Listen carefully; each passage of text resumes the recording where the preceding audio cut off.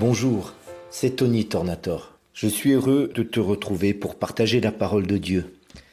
Aujourd'hui, je voudrais m'arrêter avec toi sur cette déclaration de Jésus que nous trouvons dans l'évangile de Jean, au chapitre 3 et le verset 35. Le Père aime le Fils et il a tout remis dans sa main. Je prie que le Seigneur ouvre notre compréhension spirituelle à cette grande vérité. Elle peut en effet tout changer. Avoir conscience que Jésus a reçu tout pouvoir sur la terre et dans le ciel, cela transforme nos vies. C'est ce qu'il s'est passé pour les disciples après la mort de Jésus. C'est cette parole pleine d'espoir et de force que Jésus, ressuscité, a donnée à ses disciples qui doutaient encore, bien qu'ils l'aient vu de leurs propres yeux. Et plus encore, Jésus les envoie prêcher avec cette confiance inébranlable dans cette grande vérité spirituelle. Le Père aime le Fils et il a tout remis entre ses mains. Voilà donc ce que produit la compréhension de cette vérité.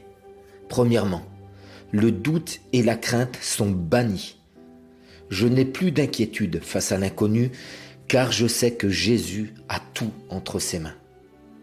Deuxièmement, la foi est ravivée et nourrie.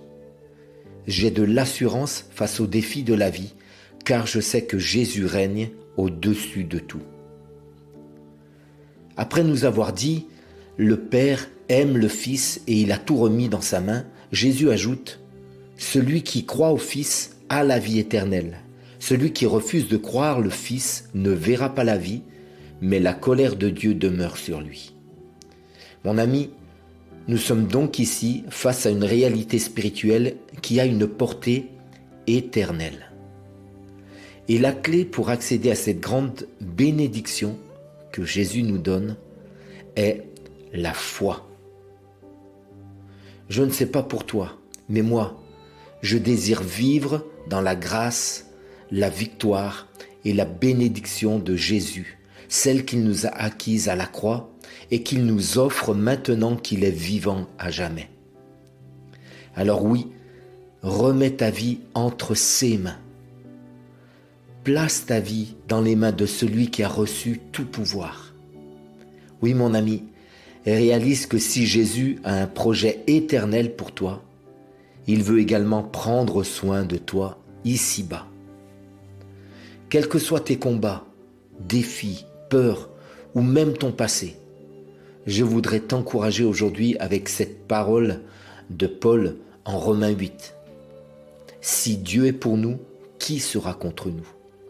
Lui qui n'a pas épargné son propre Fils, mais qui l'a livré pour nous tous, comment ne nous donnera-t-il pas aussi tout avec lui, par grâce?